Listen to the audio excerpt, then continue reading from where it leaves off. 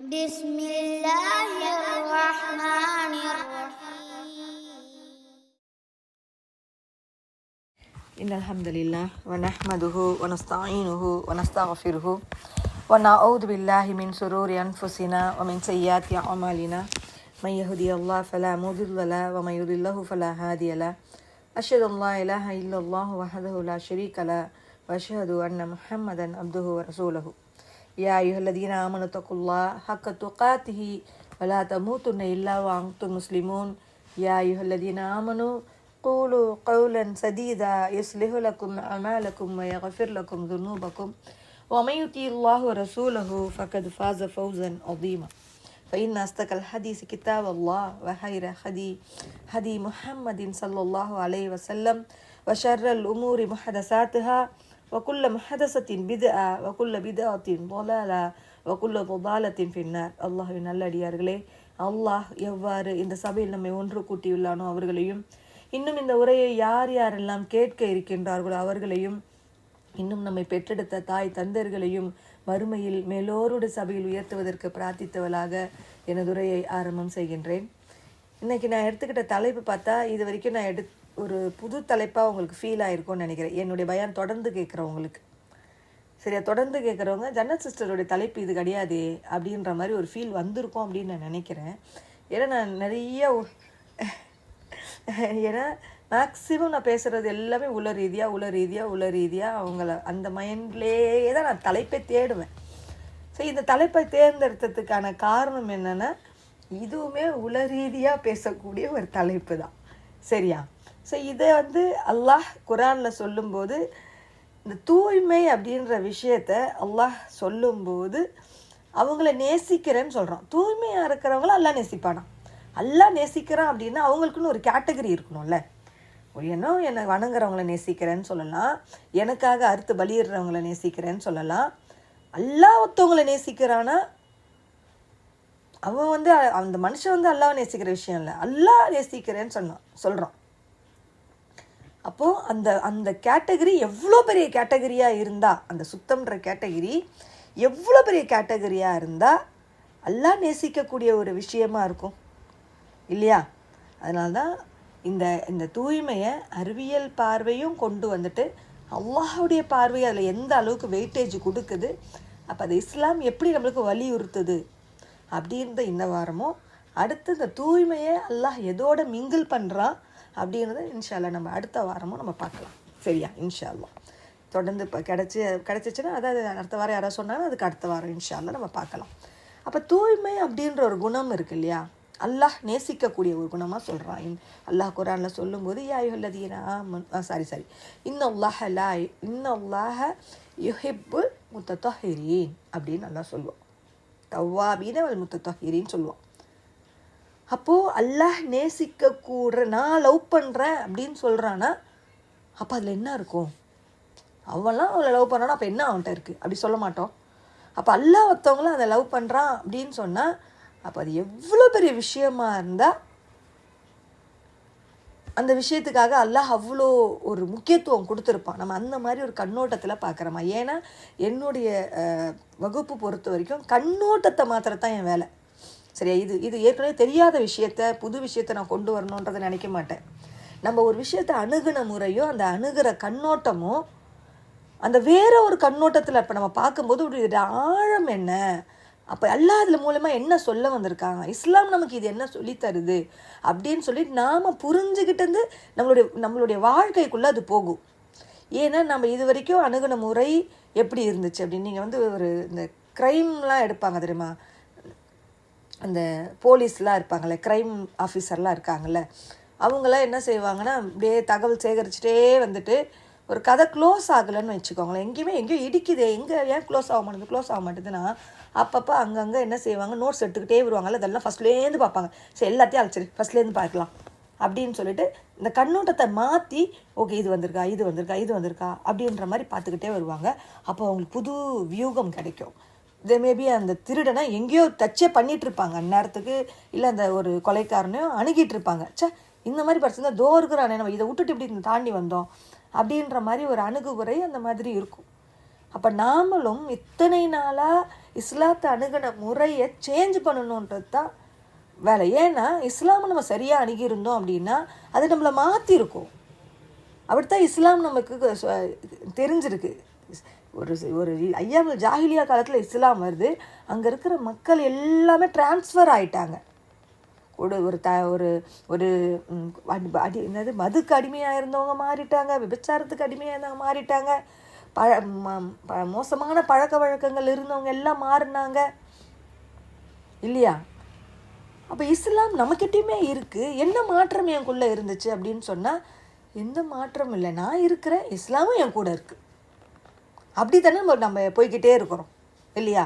ஒரு சின்ன விஷயமாவது நம்மளை மாற்றணும். இப்போ நீங்கள் புதுசாக இஸ்லாத்துக்கு வந்தவங்களாம் கேளுங்களேன், இந்த விஷயம் நான் கேள்விப்பட்டேன்னா எனக்கு என்னப்பா இதுவாக மாற்றுச்சு, இந்த வார்த்தையாக மாற்றுச்சு அப்படின்னு ஒரு ஒரு இது என்னது, ஒரு நடிகை கடன்காரங்களுடைய தொல்லை தாங்காமல் புர்கா போட்டுட்டு போனதுக்காக புர்கானா இவ்வளோ ஒரு இது இருக்கா அப்படின்னு அவங்க மதம் மாறுறாங்க. எப்படி நடக்குது? எப்படி அந்த மாற்றம் கிடைக்குது?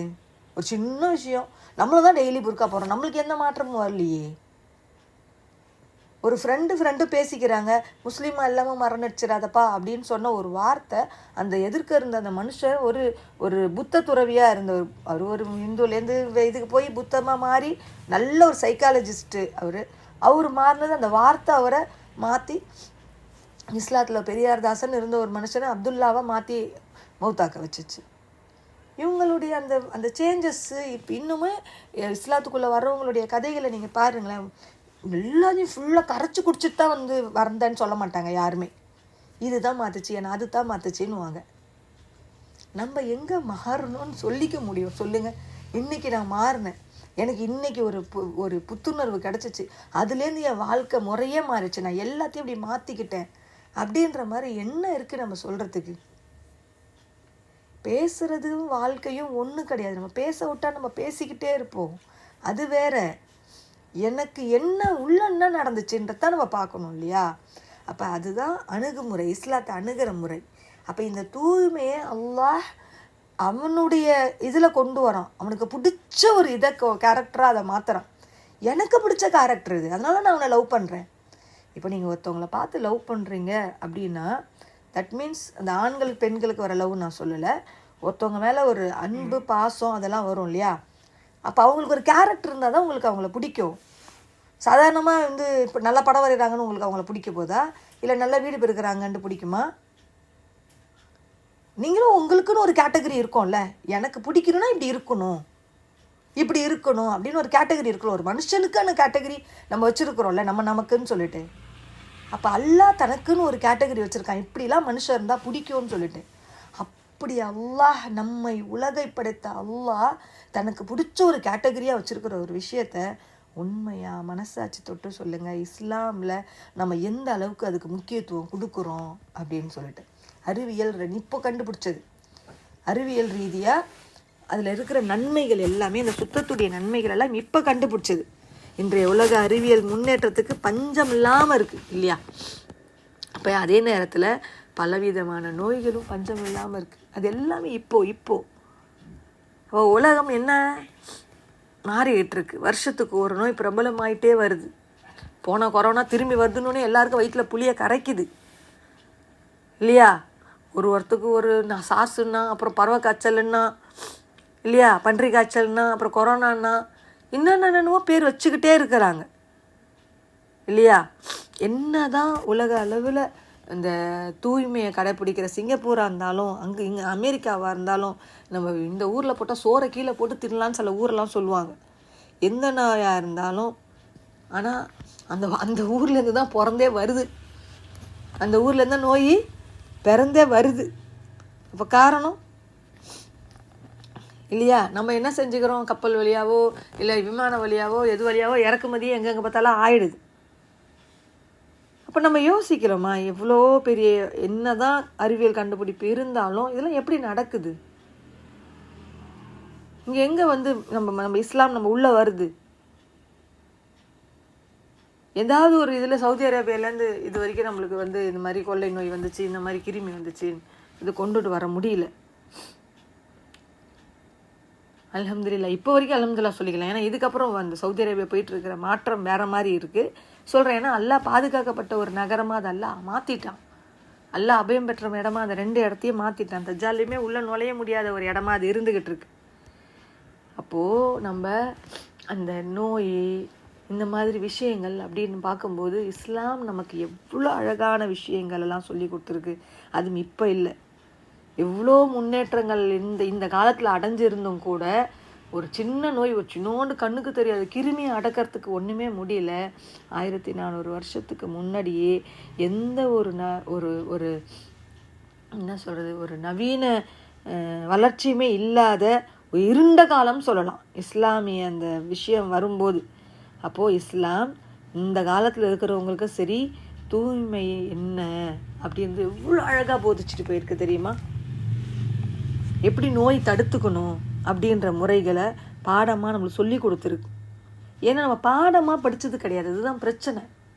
இதை பாடமாக படிச்சிருந்தா நம்ம வாழ்க்கைக்கு எடுத்துப்போம். அதை தகவலாக தெரிஞ்சுக்கணுன்ற முயற்சியில் தான் இருக்கிறோம். ரெண்டுத்துக்கும் வித்தியாசம் நிறைய இருக்குது. நம்மளாம் தகவல் சேகரிப்பாளர்கள். எனக்கும் இந்த இன்ஃபர்மேஷன் தெரியும், எனக்கு இது தெரியும், எனக்கு இது தெரியும்ன்ற வெறும் இன்ஃபர்மேஷன். செய்தித்தாளில் நிறைய இன்ஃபர்மேஷன் தான் இருக்கும். செய்தித்தாளுக்கு என்ன வேலை? இன்ஃபர்மேஷன் கொடுக்கறது தான் வேலை. அதால் ஏதாவது செய்ய முடியுமா? ஒன்றும் பண்ண முடியாது. அது மாதிரி நம்ம ஒரு அழகான செய்தித்தாளாக இருக்கிறோம். என்கிட்ட இவ்வளோ இன்ஃபர்மேஷன் இருக்குது அப்படின்னு சொல்லிட்டு இதே நம்ம ஒரு பாடமாக கற்றுக்கிட்டு இருந்தோன்னா நம்மளுடைய வாழ்க்கை முறையே வேறு மாதிரி இருக்கும் தான் இஸ்லாம் நமக்கு சொல்லி கொடுக்குது. ஏன்னா இது அல்லாஹுடைய மார்க்கமாக இருக்கிறதால தூய்மையை கண்மூடித்தனமாக அப்படியே போதிக்காமல் இப்படி ஏறி அப்படி ஏறி அப்படின்னு போதிக்காமல் இன்றைய இந்த விஞ்ஞானிகள் இருக்கிறாங்க இல்லையா, இந்த உயர் தொழில்நுட்ப அறிவியல் சாதனங்களை வச்சு பல வருடமாக ஆராய்ச்சி செய்கிறாங்க. இஸ்லாம் சொன்ன விஷயங்களை வச்சுக்கிட்டு என்ன இது செய்யலாம் அது செய்யலாம் அப்படின்னு சொல்லிட்டு. ஆனால் அவ்வளோ அழகாக தூய்மையை பற்றி இஸ்லாம் சொல்லியிருக்குன்றத அவங்களால ஒன்றுமே பண்ண முடியல. ஏன்னா ஆரம்ப காலத்தில் அல்லாஹ் ஒரு கட்டளை போடுறான். எடுத்தோடனே சூரா நம்மளுக்கு இக்ரா இறங்குச்சு இல்லையா, இக்ரா பிஸ்மி ரப்பிக், அது இறங்கினோடனே அடுத்த சூரா என்ன சூரானே இருக்காது, ஞாபகம் இருக்கா? யாராவது சொல்ல முடியுமா? முஸம்மிலா முதஸ்ஸிரா? முதஸ்ஸிர், சரியா? சூரா முதஸ்ஸிர். மாஷா அல்லாஹ், பாரக்கல்லாஹ் ஃபீக். நீங்கள் முயற்சி செஞ்சதுக்கும் சரி, சரியான பதில் சொன்னதுக்கும் சரி, ஜாதக்கல்லாஹ் இல்மன் கசீரா. அல்லாஹ் எவ்வளோ அழகாக சொல்கிறான். என்ன ஃபஸியாபக ஃபதஹிர், என்ன ஒரு ரசூலை கூப்பிட்டு சொல்கிற வார்த்தையா இது? என்னப்பா ஒரு கட்டளை இறங்கியிருக்கு, அவரே பயந்து போயிருக்கிறாரு. அவருக்கு இறங்குற அந்த ஆயத்து என்ன?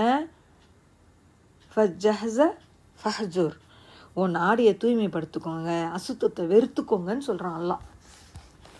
ஆடையை தூய்மைப்படுத்துங்கன்னு ஆரம்ப கட்டமே. நம்ம எப்படி இக்கிற அல்லாஹ் சொன்ன வார்த்தையை முதல்ல இக்கிறதான், அல்லாஹ் சொன்ன வார்த்தையை முதல்ல இக்கிறதான்னு சொல்கிறோமோ, அல்லாஹ் சொன்ன அடுத்த வார்த்தை சுத்தம் தான். அல்லாஹ் சொன்ன அடுத்த வார்த்தை படிச்சுக்கோ, சுத்தமாக இருந்துக்கோன்னு தான் சொல்கிறான். அறிவு இருந்தால் சுத்தமாக இருப்பேன்னு அர்த்தம்னு கூட எடுத்துக்கலாம்ல இதை நம்ம, இல்லையா? ஆனால் நீங்கள் வேண்டாம் பாருங்களேன், இந்த முஸ்லீம்களுக்கு வீடு கொடுக்க மாட்டேன்னு சொன்னால் ஏன்னு கேட்டாங்க, சுத்தமாக இருக்க மாட்டாங்கன்னு ஒரே வார்த்தையில் முடிச்சு போயிடுவாங்க. நம்மளும் தான் அப்படி தான் இருக்கிறோமோ அப்படின்ற மாதிரி நிறைய கேள்விகள் சில பேரை பார்க்கும்போது, சில இடத்த பார்க்கும்போது நமக்குமே தோண செய்யுது. ஏன் அப்படின்னா இஸ்லாம் உள்ளே போகலன்னு தான் தோணுது, வேறு ஒன்றும் தோணலை. இஸ்லாம் இருந்துச்சுன்னா அவங்க என்ன செஞ்சுருப்பாங்க? தங்களையும் சரி, தங்களை சுற்றி இருக்கிற இடத்தையும் சரி, அந்த சுத்தத்தின் பக்கம் எடுத்துக்கிட்டே போவாங்க. அல்லாஹ் குரானில் சொல்கிற வசனம் இது, 74வது அத்தியாயம் 4வது 5வது வசனங்கள் இது ரெண்டும். அப்போது இஸ்லாத்துடைய ஆரம்ப கால போதனையே தூய்மையாக தான் இருக்கணுன்ற கட்டளையாகவே வந்துருச்சு. இப்போ நம்மளுக்கு இது விளங்குது இல்லையா? அல்லாஹ்வை நம்புகிற நம்பிக்கையில் இது ஒரு பகுதியாகவே, தூய்மையும் ஒரு பகுதியாகவே சொல்லப்படுது. எப்படி சொல்லப்படுது? உங்களுடைய நீங்கள் இது இருக்கு இல்லையா, அத்தஹூர் ஷத்ருல் ஈமான், நம்மளுக்கு எல்லாருக்கும் தெரிஞ்ச ஒரு ஹதீஸ் தான் இது. நபி ஸல்லல்லாஹு அலைஹி வஸல்லம் சொல்கிறாங்க, தூய்மை அப்படின்ற தஹூர் இருக்கு இல்லையா, தூய்மை அப்படின்னு உங்கள் ஈமானில் பாதிப்பா. எப்பா ஈமான்றது எவ்வளோ பெரிய விஷயம், நம்ம எவ்வளோ பெரிய நம்பிக்கை வச்சுட்டு இருக்கோம், அதில் பாதின்ற அளவுக்கு கொடுக்குறாங்கன்னா என்ன அர்த்தம் சொல்ல வராங்க? இதில் இது உள்ள என்ன தான் ஒளிஞ்சிக்கிட்டு இருக்கு? தூய்மைன்னா என்ன? உடல் சுத்தமா? இந்த இடத்துல மன சுத்தமா? இப்போ நம்ம உடல் சுத்தத்தை குறித்து பார்த்துட்ருக்குறோம் அப்படின்னும் போது அது பொருள் உடல் சுத்தத்தை தான் கொடுக்கும். அடுத்த வாரம் பார்க்கும்போது மன சுத்தத்தையும் சேர்த்து கொடுக்கும், சரியா? ஏன்னா குரானுக்கு அப்படி ஒரு அழகான கண்ணோட்டம் இருக்குது, ஹதீஸுக்கும் அது மாதிரி இருக்கும். நம்ம எந்த விதத்தில் பார்க்குறோமோ அந்த விதத்தில் நமக்கு நல்ல விஷயங்களை எடுத்து கொடுக்கும். அதே மாதிரி கெட்டதை மட்டும் தேடினா அதுவுமே தேடி எடுத்துக்கிட்டு போயிட்டே இருப்பான் கெட்டவன், அவனுக்கு தகுந்த மாதிரி வளைச்சிக்கிட்டு போயிடுவான் அப்படின்னு சொல்கிறாங்க. ஸோ அது மாதிரி இல்லாமல் அப்போ இறை நம்பிக்கையில் பாதின்னு சொல்கிற அளவுக்கு ஒரு தகூரை கொடுத்துருந்தா நம்மள எத்தனை பேர் மார்த்தட்டினா உடனே நம்மள்ட்ட ஒரு கெட்ட பழக்கம் இருக்கும். நான் நல்லா தான் இருக்கிறேன், நான்றது இந்த இடத்துல வருமா? யோசிச்சு பாருங்கள். ஒரு 100 பேர் இருக்கிற இடத்துல நீங்கள் ஒரு ஆள் சுத்தமாக இருந்தால் மீதி 99 பேர் அழுக்காக இருந்தாலும் உங்கள் சுத்தம் அங்கே வேலைக்கு ஆகுமா? ஒரு 50 பேர் சுத்தமாக இருக்கிறாங்க, 50 பேர் தான் சரியில்லை, அந்த சுத்தம் அப்பயாவது வேலைக்கு ஆகுமா? நாத்தம் தான். இதில் காம்ப்ரமைஸ்லாம் ஆக முடியாது. இப்போ எல்லாரும் சேர்ந்து இதில் ஒழுக்கமாக இருக்கும்போது தான் என்ன எல்லாமே மாறும். இந்த ஹதீஸ் முஸ்லீமில் 381வது ஹதீஸாக சொல்லப்பட்டிருக்கு. அப்போது இதோடு முக்கியமாக இப்போ இஸ்லாத்தில் அல்லாஹ்வை வணங்குறோம் இல்லையா? வணங்குறதுக்கு அடையாளமாகவே தொழுகைக்கு கூட எதை சொல்லப்படுது? தூய்மை அவசியம். எது இல்லாமல், அதாவது இந்த தூய்மை இல்லைன்னா உனக்கு அந்த இபாதாவே இல்லை, அந்த வணக்கமே இல்லை, ஏற்றுக்கவே படாது அப்படின்றாங்க. நபி ஸல்லல்லாஹு அலைஹி வஸல்லம் சொல்கிறாங்க, தூய்மை இல்லாமல், அதாவது உது இல்லாமல் உனக்கு தொழுகையே கிடையாதுன்றாங்க. அந்த உதுன்ற மீனிங் என்ன? உதுன்னு நம்ம சொல்லிக்கிறோம், அந்த உதுன்னா என்ன? சுத்தப்படுத்திக்கிறது தானே, தூய்மை தானே. பிகை தொஹூர் தான் அங்கே சொல்லப்படும் இந்த ஹதீஸில்.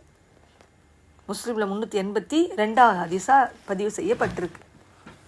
ஒலு இல்லாமல், அதாவது தொஹூர் இல்லாமல், தூய்மை இல்லாமல் உனக்கு தொழுகை கிடையாது. இப்போ இங்கேயுமே எதை சொல்கிறாங்க? இங்கேயுமே சொல்லப்படுறது இதுதான். நம்மளுடைய அந்த நினைப்பு எல்லாமே எப்படி இருக்குது அதெல்லாம் அப்புறம் பார்த்துக்கலாம். நன்மைன்ற பட்டியலில் நம்ம ஒன்று வச்சுருப்போம், தீமைன்ற பட்டியலில் ஒன்று வச்சுருப்போம். அதெல்லாம் நன்மை, இதெல்லாம் தீமை அப்படின்னு இருக்கிறது எல்லாத்தையுமே ஆமாம் அல்ஹம்துலில்லாஹ், நீ நன்மைன்னு எதெல்லாம் வச்சுக்கிறீங்களா டிக்கு போட்டுக்கோங்க, அல்ஹம்துலில்லாஹ். தீமைன்னு எதெல்லாம் வச்சுக்கிறீங்களா டிக்கு போட்டுக்கோங்க. ஆனால் இன்னுமே நம்ம அதை மட்டும் நன்மை, இதை மட்டும் தீமைன்னு வச்சுக்கிட்டு இருந்தால் அது பத்தாது. நீங்கள் அதில் கூடவே என்ன செய்யணும்? சேர்த்துக்கிட்டு போக வேண்டிய சில விஷயங்களும் இருக்குது, அதை சேர்த்தே ஆகணும். அப்போ அதெல்லாம் நம்ம என்ன செய்யணும்? புரிஞ்சுக்கிறதுக்கு பார்க்கணும். எதுக்கு இப்படி சொல்லணும்? அல்லாஹ் நீ வணக்கணும்னா உனக்கு சுத்தம் அவசியம், ஈமான்ல அவ்வளோ இது இருக்கணும், அதுவே உனக்கு பாதி அளவுக்கு அதுக்கு கேரக்டரைஸ் தரான் அல்லாஹ். ஈமான் என்ன? ஈமானில் பாதி சுத்தம்னா என்ன? அவ்வளோ நீ ஒழுக்கமாக அழகாக இருந்தனா அதுவே நீ அல்லாஹ்க்கு பயப்படுற ஒரு சரியான முறைன்னு சொல்லி அந்த இதுக்கான மதிப்பை அல்லாஹ் உயர்த்துறான் அப்படின்னு தானே அர்த்தம். தூய்மை இருந்தால் ஈமான் வந்துச்சுன்னு அர்த்தமாயிடுமா? அந்த மதிப்பை உயர்த்துறதுக்காக சொல்லப்படுற வார்த்தை அது. நபி ஸல்லல்லாஹு அலைஹி வஸல்லம் அவங்க சொல்கிறாங்க, உங்களில் ஒருவர் தூங்கிட்டீங்க, எப்படி ஒழுக்கத்தை கற்றுக் கொடுக்குறாங்க பாருங்கள், தூய்மையை கற்றுக் கொடுக்குறாங்க பாருங்கள். நீங்கள் தூங்கிட்டீங்க அப்படின்னா, எந்திரிச்சிங்க அப்படின்னா நீங்கள் என்ன செய்யுங்க? உங்கள் கையை கழுவிட்டு பாத்திரத்துக்குள்ளே கையை விடுங்கன்னு சொல்லுவாங்க. நீங்கள் உங்கள் கையை கழுவாமல் பாத்திரத்துக்குள்ளே கையை வைக்காதீங்க. இது ஹதீஸ் முஸ்லீமில் 468. எத்தனை பேர், சில பேர் அல்ஹம்துலில்லாஹ், நான் சில பேரை சொல்லவே இல்லை, அல்ஹம்துலில்லாஹ், அது இல்லா மாஷா அல்லா, அல்ல பாதுகாக்கப்பட்டவங்க சரியா. இப்போ நான் அப்படின்னா இதில் நான் மட்டும் இருக்க மாட்டேன், என்னை சார்ந்து என்னுடைய குடும்பத்தில் சார்ந்தவங்க, என் சொந்த பந்தம், என்னுடைய இது எல்லாரும் தான் இருப்போம். அப்போனா எத்தனை பர்சன்டேஜ்னு பார்த்துக்கோங்க. நம்மளில் எத்தனை பேர், இன்னைக்கு எல்லாருக்கும் இஸ்லாம் தெரியும், எல்லாருக்கும் இந்த ஹதீஸ் தெரியும். எத்தனை பேர் எந்திரிச்சோடனே நேராக போய் அரிசி பானையில் கையை வலிக்காமல் இருக்கும், இல்லை நான் பாத்ரூம் நேராக போய் பல்லெல்லாம் விளக்க தருவேன். சில பேர் அரிசி எடுத்து தண்ணியில் போட்டுட்டு பாத்ரூம் போகலான்னு ஊற வச்சுட்டு போகிறேன்னுவாங்க. எத்தனை பேர் இதை கையை கழுவிட்டு தான் நம்ம பாத்திரத்துக்குள்ளே ஓடுறோன்னு சொல்லி யோசிக்கிறோம், தூங்கி முழிச்சிட்டா அப்படின்னா. 3 முறை தன் கைகளை கழுவுறவங்க பாத்திரத்தில் கையை நுழைக்காதீங்கன்னு சொல்லி நம்மளுக்கு ஆர்டரே சொல்லியிருக்காங்க. இந்த ஹதீஸ்லாம் நமக்கு தெரியுமா? இத்தனை நாளில் நம்ம எத்தனை நாள் ஃபாலோ பண்ணியிருக்கிறோம்? தூங்கி எழுந்துச்சு நேராக போய் சட்டிக்குள்ளே கையை விட்டங்க எத்தனை பேர் இருக்கிறோம்? இப்படிலாமா ஹதீஸ் இருக்குது அப்படின்னு கேட்குறவங்க எத்தனை பேர் இருக்கிறோம்? ஏன்னா இது எதுக்கு நம்மளுக்கு சொல்லப்படுது? உலகத்தில் கண்ணுக்கே தெரியாத எத்தனையோ உயிரினங்கள் இருக்குது இல்லையா? அப்போது அதில் நம்மளுக்கு நன்மை தரக்கூடியனும் இருக்குது, பெரும்பாலுமே நமக்கு தீங்கு விளைவிக்கிறதா தான் இருக்குது. ஏன்னா நம்மளுடைய சாதாரண கண்ணால் அதெல்லாம் பார்க்க முடியாது. அதை நம்ம பெருசு பண்ணி நுண்ணோக்கியில் வச்சு தான் பார்க்கணும். அது நேரில் இருக்கும், நிலத்தில் இருக்கும், சுத்தமான இடத்துல இருக்கும், அஸ்தமான இடத்துல இருக்கும், ஏன் நம்ம உடம்புலையே கூட வாழும்.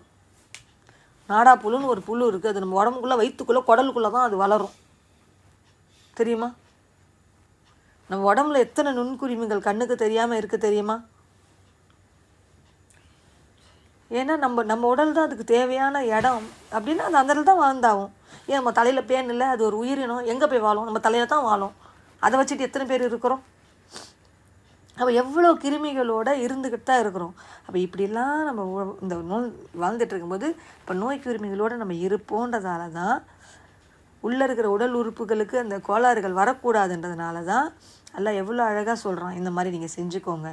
ஏன்னா உங்கள் உயிருக்கு பாதிப்பு அது ஏற்படுது. இந்த நுண்குருமிகள் தொற்றுவதுக்கு முதல் காரணமே என்ன தான்? நம்மளோட 2 கை தான் அப்படின்றத இஸ்லாம் சொல்லி கொடுத்துச்சு. இன்றைக்கி வராங்க அதன் வழியாக அப்படியே கிருமியெல்லாம் தொற்றுது. இன்றைக்கி பன்றி காய்ச்சல் இதனால தான் வந்துச்சு, இதனால தான் வந்துச்சு அப்படின்னு சொல்லி என்ன செய்கிறாங்க? நல்லா கையை கழுவிட்டு வாங்க. கொரோனா வந்ததால் நம்மளுக்கு நல்லா தெரியும். திரும்பவும் ஆரம்பிச்சிட்டாங்க கொரோனா, மாஸ்க் போடுங்க அப்படின்னு சொல்லிட்டு திரும்ப கை கழுவ ஆரம்பிங்கன்னு சொல்லி ஆரம்பிக்கிறாங்க. இப்போ புரியுதா? கை கழுவ சொல்லி ஹதீஸ் நம்மளுக்கு சொல்லியிருக்கு. இப்போ கவர்மெண்ட்டு வாஷ் யுவர் ஹேண்ட்ஸ்ன்னு ஆரம்பிக்கிறான். சானிடைசர் போட்டுக்கிறான். நம்மளை டாக்டர் தொட்டாலே ஏன் தொடுறான்? ஏன் டாக்டர் சானிடைசர் போடுறான்?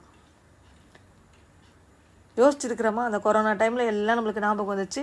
அதுக்கப்புறம் இப்போ அது மறுபடியும் 2-3 வருஷத்தில் அது காணாமல் போயிடுச்சு இல்லையா? இப்போ நம்ம கண்ணு முன்னுக்கு ஒரு ஆதாரம் இருக்குது. இப்போ நீங்கள் போயிட்டு இந்த டைப் பண்ணால் கூட இந்த ஆதாரத்தை சொல்லுவாங்க. அமெரிக்காவில் ஒருத்தருக்கு மூளையில் ஒரு வகையான ஒரு நுண்குருமி உருவாகி கட்டி இருக்கிறது கண்டுபிடிக்கப்படுது. அது அவருடைய உசுருக்கே பெரிய ஆபத்தான ஒரு விஷயமா மாறுது. கடைசியில் என்ன முடிவு எடுக்கிறாங்க? அந்த நுண்குருமியை அகற்றவே முடியாது, அவர் ஆயுள் முழுவதுமே என்ன செய்யணும்? மருந்து தான் சாப்பிட்ணும் அப்படின்னு சொல்லி டாக்டர்கள் சொல்கிறாங்க. சரியா? இதோடைய காரணத்தை அந்த டாக்டர்கள் ஆராய்ச்சி செய்யும்போது, அந்த மருத்துவர் விளக்கும்போது சொல்கிறாங்க, இது கைகளை சரியாக கழுவாமல் தூய்மை இல்லாமல் குடிக்கிறதாலேயோ உண்பதால தான் இந்த நோய் கிருமிகள் வழியாக பரவி மூளைக்கு செல்லக்கூடியது அப்படின்னு கண்டுபிடிச்சிட்டாங்க அப்படின்னு சொல்லிட்டு சொல்கிறாங்க. இதுக்கான ஆதாரமாக என்ன சொல்கிறாங்க? மான்ஸ்டர்ஸ், அதாவது என்ன மான்ஸ்டர்னால் என்ன? அந்த கிருமியை ஒரு பேய் லெவலுக்கு, பேயினோடனே இந்த பேய் நினச்சிடாதீங்க, நம்ம தான் இப்போ சொல்லிட்டு இருக்கிறோமே அந்த மாதிரி, அதாவது நம்மளை பயமுறுத்துகிற அளவுக்கு மான்ஸ்டர் இன்சைட் மீ அப்படின்ற ஒரு தலைப்பில் டிஸ்கவரி சேனலில் சொல்லப்பட்ட ஒரு தொகுப்பு இது. அப்போ இவ்வளவு பிரச்சனைகளை உருவாக்குற இந்த நோய் கிருமிகளை பல்வேறு அறிவியல் ஆய்வுகள் நடத்தி தான் இந்த காலத்தில் இதை சொல்ல முடியுது. ஆனால் 1400 வருஷங்களுக்கு முன்னாடியே என்ன ஒன்றுமே இல்லை, ஒரு அறிவியல் வளர்ச்சிகளில் ஒன்றுமே இல்லை. கண்ணுக்கு தெரியாத பொருட்களை பன்மடங்கு பெருசுபடுத்தி காமிக்கிற மாதிரி நுண்ணோக்கிகள் இல்லை. நபி ஸல்லல்லாஹு அலைஹி வஸல்லம் அவங்க அல்லாஹ்வுடைய தூதரால் இருப்பதால் மட்டும்தான் இதை நம்மளுக்கு சொன்னாங்க. ஏன்னா நம்மளை படைச்ச இறைவனுக்கு தெரியும் நம்மளை எப்படி வாழணும் நம்ம அப்படின்னு சொல்லிட்டு, இந்த முறையில் நம்ம இருக்கணும் அப்படின்னு சொல்லிட்டு. ஏன்னா ஒரு முஸ்லீம் தூங்கி எழுந்ததுலேருந்தே அவனை எந்த நோயுமே தாக்காமல் இருக்கணும் அப்படின்ற காரணத்துக்காக தான் கட்டளையாகவே இஸ்லாம் சொல்லுது. கழுவிக்கோங்க அப்படின்னு தான் சொல்கிறாங்க நம்மளுக்கு. இப்போ இது நம்மளுக்கு இஸ்லாம் போடுற கட்டளை. அதே மாதிரி எப்படி கைகளை கழுவ சொல்லி இஸ்லாம் சொல்லுதோ, விசலாசம் சொல்கிறாங்க, ஒருத்தவங்க தூங்கி எழுந்துருக்கிறீங்கன்னா நீங்கள் அதே மாதிரி உங்களுடைய மூக்கையும் சுத்தப்படுத்திக்கோங்க. 3 முறை தண்ணீர் செலுத்தி நீங்கள் சிந்திருங்க. ஏன்னா ஷைத்தான் அவங்களுடைய மூக்கு துவாரத்தில் இருக்கிறான்ற மாதிரி நம்மளுக்கு ஹதீஸ் சொல்லப்படுது. தொழுகை இருக்கிற நேரத்தில் நம்ம ஆட்டோமேட்டிக்காக எந்திரிச்சு போகிறோம், ஒழு செய்கிறோம், மூக்கெல்லாம் சிந்திட்டு வந்துடுறோம்னு வச்சுக்கோங்க. நம்மளுடைய தொழுகை இல்லாத காலம். இந்த ஹதீஸ் முஸ்லீமில் 403. எத்தனை பேர் மூக்கில் தண்ணீர் செலுத்தி சிந்துற ஒரு பழக்கம் நம்மள்கிட்ட இருக்குது?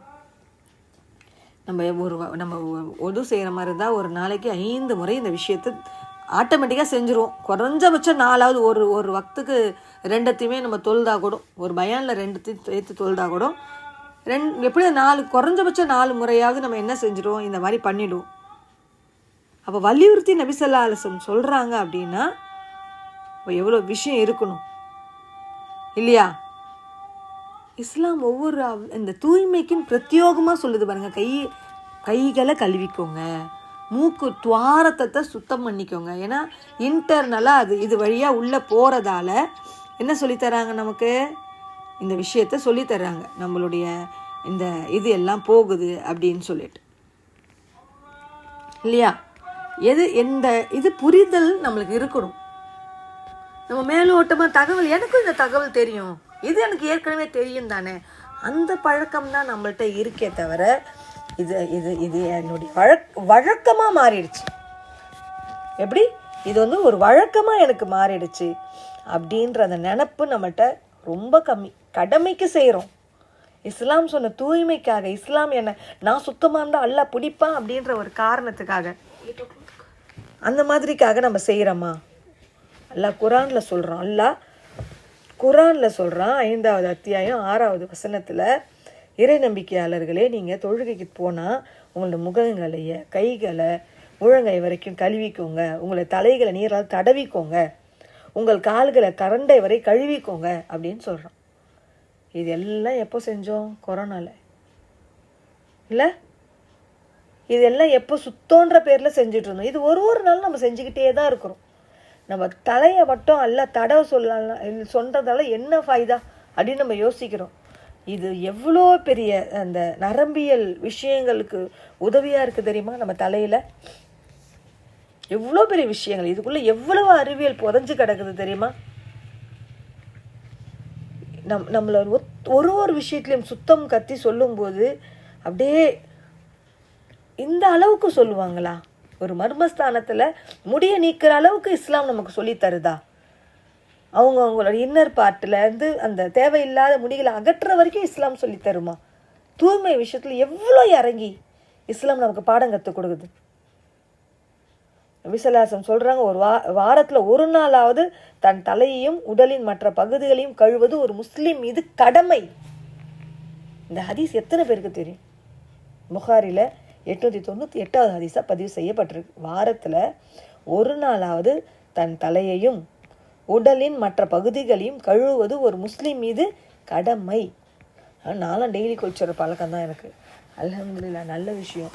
உலகத்தில் இருக்கிற எத்தனை கோடி முஸ்லீம்களும் செய்கிறாங்களா? ஏன்னா இதெல்லாம் நமக்கு என்ன சொல்லப்பட்டிருக்கு, எப்படி சொல்லப்பட்டிருக்கு? ஏன்னா இந்த இஸ்லாம் சொல்லக்கூடிய தூய்மை முறைகளையும் நோய் தடுப்பு முறைகளும் பல ஆண்டு காலமாக இது செய்கிறாங்க, ஆய்வு செய்கிறாங்க. 1981, 82, 86 அப்படியே அந்த நாடெல்லாம் இந்த ஆண்டுகளெல்லாம் ஆராய்ச்சி செஞ்சு குவைத்தில் இருக்கிற இஸ்லாமிய மருத்துவ மாநாடு நடக்குது. அதில் சமர்ப்பிக்கப்பட்ட மருத்துவ ஆய்வு மருத்துவ உலகையே ஆச்சரியப்படுத்துது. அந்த ஆய்வு முடிவில் இந்த தகவல்களை கொடுக்குறாங்க. வாய் கொப்பளிக்கிறோம் இல்லையா, நம்ம வாய் கொப்பளிக்கிறோம் இல்லையா? யாரும் அன்மியூட்டில் இருக்கீங்கடா, யார் பாருங்க.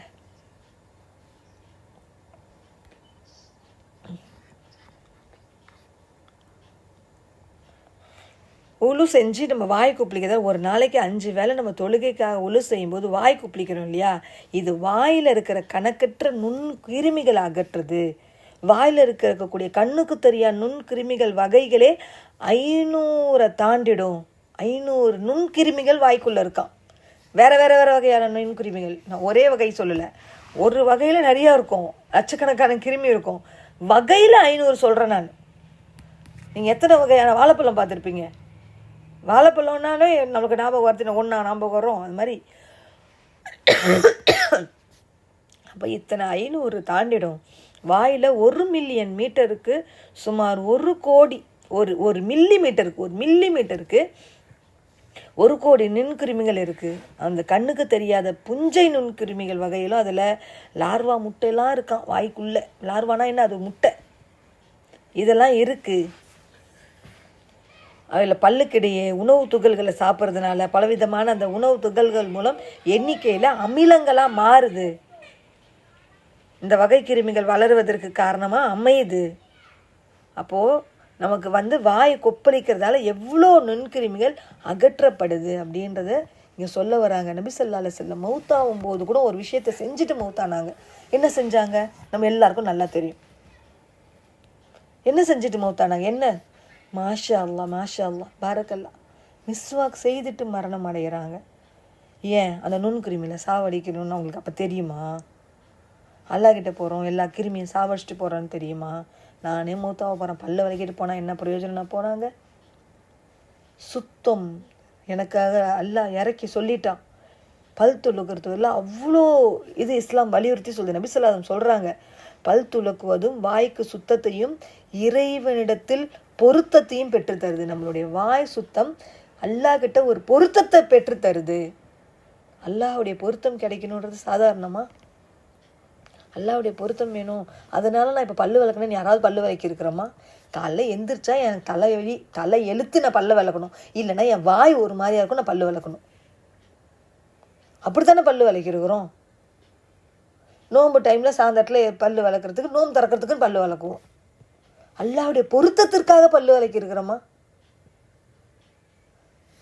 இல்லை நான் வந்து தொழுவ போகும்போது என்னுடைய மலக்குகள் வந்து என் வாய்க்குள்ளே பூந்து என் குடல் வரைக்கும் இறங்குவாங்க, என் வாய் சுத்தமாக இருக்கணும் அப்படின்னு யாராவது பல்லு விளக்கிருக்கிறோமா? நபி ஸல்லல்லாஹு அலைஹி வஸல்லம் சொல்கிறாங்க, அஹ்மதில் 607வது ஹதீஸாக பதிவு செய்யப்படுது, என்னுடைய சமுதாயத்துக்கு மட்டும் சிரமம் இருக்காது அப்படின்னா ஒழுவின் போது பல் துலக்குவதை கடமையாக்கியிருப்பேன்னு சொல்கிறாங்க. இந்த ஹதீஸ்லாம் நல்லா தான் தெரியும், எனக்கு தெரியாமலாம் ஒன்றும் கிடையாது. கடமையாக்குற அளவுக்கு ஒரு விஷயத்த சொல்கிறாங்க அப்படின்னு சொன்னால், இது சிரமமாயிடும்ன்றதால சொல்கிறாங்க அப்படின்னு சொன்னால், அப்போ யோசிச்சு பாருங்கள் எவ்வளவு அது அதிமுக்கியத்துவமான விஷயமா இருந்திருக்கும். இப்போ தான் சொல்கிறாங்க 1981 தான் இதை வந்து அவங்க ப்ரூஃப் பண்ணுறாங்க. பல்லில் வந்து இவ்வளோ கிருமிகள் இருக்குன்றதை ப்ரூஃப் பண்ணுறது இப்போது நம்மளுடைய 45 வருஷத்துக்கு முன்னாடி தான். அப்போ 1400 வருஷத்துக்கு முன்னாடி, இப்போ 1445 இருக்கும், நம்ம இருக்கோம். ஹிஜ்ரி 1445 இருக்கிறோம். அப்போ 45 மைனஸ் பண்ண 1400 வருஷத்துக்கு முன்னாடி நம்ம அதை யோசிச்சிருக்கிறோமா? மூக்கை சுத்தம் செய்கிறதால இருக்கிற நன்மைகள் இருக்கு இல்லையா? அந்த மூக்கை சுத்தம் செய்கிறதால பல்வேறு விதமான நன்மைகள் இருக்குது. உடலில் இருக்கிற மறைஞ்சு இருக்கிற அதிகமான அந்த நுண் துகள்களை, தூசுக்களை வெளியேற்றுது. அவைகள் வந்து அப்படியே காற்றுல பறந்து வந்து பூஞ்சையில் கிருமிகளாக அது வர்றது. அப்போது அந்த இடத்துல நம்மளுக்கு மூக்கில் வந்து படிஞ்சு உள்ளே போவிடாமல் அது பாதுகாத்துக்குது. அப்போ நீங்கள் அதை க்ளீன் பண்ணிவிடுங்கன்னு சொல்கிறாங்க. அதில் ஒரு பாக்டீரியா பேரை சொல்கிறாங்க, ஸ்ட்ரெபிலோகஸ் அப்படின்னு சொல்லிட்டு. அது வந்து ரொம்ப மோசமான ஒரு பாக்டீரியா. மனிதனுக்கு பலவிதமான நோய்களை கொடுக்கும். தோல் நோயிலேருந்து, நுரையீரல் வீக்கத்துலேருந்து, ரத்தம் சம்மந்தப்பட்ட நோயிலேருந்து வரும். ஒரு நாளைக்கு 5 வேளையை நம்ம சுத்தம் செய்கிறதால இந்த பயங்கரமான கிருமிகள்லாம் நம்மளுக்கு வெளியேற்றப்படுதுன்னு சொல்கிறாங்க. நம்ம கண்ணுக்கே தெரியாமல் இஸ்லாம் எவ்வளோ விஷயத்த சொல்லித்தருது. ஒரு தொழுகையாளியாக இருந்தால் எவ்வளோ பிரச்சனைகள் நம்மளுக்கு அகற்றப்படுது பாருங்கள். தொழுகை இல்லாதவங்களுடைய நிலைமையை பார்த்தீங்களா? யோசிச்சிங்களா? தொழுவை இல்லாத எத்தனை பேர் மூக்கு கழுவுவாங்க? யோசிச்சு பாருங்கள். குளிக்கும் போது வேணால் மூக்கை சிந்திட்டு வரலாம், சளி பிடிச்சா போய் அடிக்கடி மூக்கை கழுவிட்டு வரலாம். இதுதான் இஸ்லாம் சொல்லித்தர ஒரு விஷயம். நம்மளுக்கு ஆர்டர் போடுதுன்னா அதில் அவ்வளோ நன்மைகள் இருக்கும். ஆராய்ச்சி பண்ணால் தெரிஞ்சுக்கிற விஷயமாக தான் இருக்கும். அப்போ அந்த தூய்மையுடைய உச்சக்கட்டம் என்ன? நம்மளுடைய உடல் முழுவதும் சுத்தமாக தேய்ச்சி குளிக்கிறது. இதனால் பல்வேறு விதமான நோய்களை அடைய முடியுது. நபி ஸல்லல்லாஹு அலைஹி வஸல்லம் அவங்க அந்த தலைவலியில், கடைசி நேரத்தில் தலைவலியில் தாங்க முடியாமல் தவிச்சுக்கிட்டு இருக்கும்போது என்ன சொன்னாங்க? எனக்கு அந்த கணத்து தண்ணியை தூக்கிட்டு வந்து என் தலையில் ஊற்றுங்கன்னு சொன்னாங்க. நம்மள தலைவலி வந்தால் குளிக்காமல் இருக்கிறவங்க தான் நிறைய பேர் இருக்கிறோம். தண்ணியை தொடாதவங்க தான் நிறைய பேர் இருக்கிறோம். நம்மளுக்கு அசுத்தம் நம்ம உடம்பை விட்டு போனால் தான், கிருமி நம்மளை விட்டு போனால் தான் நோயும் சேர்ந்து போகுன்றது நம்மளுக்கு எந்த புரிதலுமே கிடையாது. ஏன்னா தண்ணி தொட்டால் எனக்கு நோய் வந்துடும்ன்றவங்க தான் நிறைய பேர் இருக்கிறோம் இல்லையா? அதை சரியான முறையில் தெரிஞ்சுக்கிட்டு செய்யணுன்றது தான் சொல்கிறாங்க மனித உடலில். அப்போது இத்தனை கிருமிகள் எல்லாத்தையும் போகிறதுக்காக நம்ம செய்யணும் அப்படின்னா குளிக்கிறது ரொம்ப முக்கியம். ஒரு சென்டிமீட்டர் பரப்பளவுக்கு 10,000 கிருமிகள் முதல் 1,00,000 கிருமிகள் இருக்கான் ஒரே ஒரு சென்டிமீட்டர். உங்கள் விரல் அப்படி நீட்டுங்க, அதில் வந்து பாதி அந்த ஒரு கோடி 1 இன்ச் இருக்குல்ல, இப்படி நீட்டி பாருங்கள், உங்கள் கையை நீட்டி பாருங்கள். 1 இன்ச்சு, அந்த 1 இன்ச்சில் எத்தனை இருக்குது? அந்த இன்ச்சில் பாதியில் எவ்வளோ இருக்குது? 10,000 கிருமிகள் முதல் 1,00,000 கிருமி இருக்கான். அப்போ இது என்னது?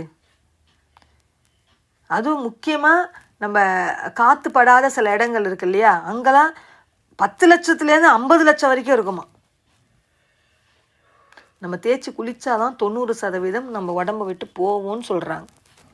நம்மளுக்கு இஸ்லாம் வாரத்துக்கு ஒரு முறை குளிக்க சொல்லி கொடுக்குது.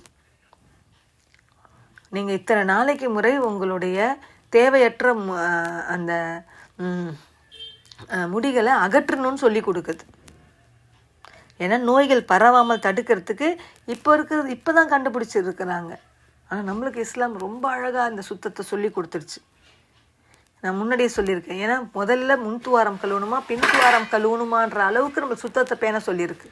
முதல்ல முன்துவாரத்தை கழுவிட்டு தான் பின்துவாரம் கழுவணும். அந்த கிருமி வேற, இங்கே இருக்கிற கிருமி வேற. அது இதை தாக்கக்கூடாது அப்படின்னு. ஏன்னா இது இன்டர்னல், உடனே உள்ளே போயிடுறதுக்காக சொல்லப்பட்டிருக்கு. எவ்வளோ யோசிச்சிருக்கிறாங்கப்பா. ஏன்னா நம்மை படைத்த இறைவனுக்கு தெரியும் நம்மளை எப்படி பாதுகாக்கணும் அப்படின்னு சொல்லிட்டு. ஏன்னா எனக்கு பிடிச்சிச்சின்னு செஞ்சாலாவது மனுஷன் அதை நாடுவான், அதை செய்யுவான், அதோடைய மகத்துவம் தெரியுன்றதுக்காக அல்லாஹ் சொல்லியிருக்கான். ஆனால் நாம் அதில் கையில் எப்படி அதை எடுத்துக்கிறோம் இல்லையா? ஏன்னா இந்த கண்டுபிடிப்பெல்லாம் இப்போ தான் இத்தனை எவ்வளோ பேர் நானும் கண்டுபிடிச்சிருக்கிறாங்க. இஸ்லாம் இறைவனுடைய மார்க்கமாக இருக்கிறதால அத்தனை ஆண்டுகளுக்கு முன்னாடியே இந்த தூய்மை பற்றி இவ்வளோ விஷயங்களை சொல்லியிருக்கு. இன்னும் சொல்லலாம். ஆனால் நம்மளுடைய இங்கே மாற்றணும்னு நினைக்கிறது நம்மளுடைய புரிதலை தான். ஸோ இன்ஷா அல்லாஹ் இன்றைக்கி நமக்கு சில தகவல்கள் கிடச்சிருக்கு. நான் என்ன செய்யணும் அப்படின்னு சொன்னால், என்னுடைய அந்த பார்க்குற பார்வையை, எனக்கு இஸ்லாம் கொடுத்துருக்கிற விஷயங்களை நான் என்ன செய்ய போகிறேன், என் கண்ணோட்டத்தை மாற்றி பார்க்க போகிறேன். இது எனக்கான நன்மையாக நான் பார்க்க போகிறேன். அந்த மாதிரி நான் என்ன செய்யணும், என் கண்ணோட்டத்தை மாற்றி என்னுடைய வாழ்க்கை அந்த விஷயங்களை நான் மாற்றிக்கிட்டு அல்லாஹ்க்கு பிடித்த அந்த கேரக்டர் எல்லாம் சொல்லியிருக்கான் இல்லையா, அந்த மாதிரி ஒரு கேரக்டரில் இன்ஷா அல்லாஹ் என்னுடைய வாழ்க்கையை நான் அமைச்சிக்க முயற்சி செய்கிறேன். இன்ஷா அல்லாஹ் நாம் இதன் மூலமா என்ன செய்யலாம், அல்லாஹ் சொர்க்கத்துக்கு செல்லக்கூடிய பாக்கியத்தை நமக்கும் நம்மளுடைய நட்பு வட்டத்துக்கும் நம்மளுடைய தாய் தந்திரிகளுக்கும் தரணும் அப்படின்ற ஒரு துவாவோட நான் இன்றைய உரையை நான் முடிக்கிறேன். சரியா? வாஹ்ரது அனானில் அல்ஹம்துலில்லாஹி ரபில் ஆலமீன். அஸ்ஸலாமு அலைக்கும் வரஹ்மத்துல்லாஹி வபரகாத்துஹு.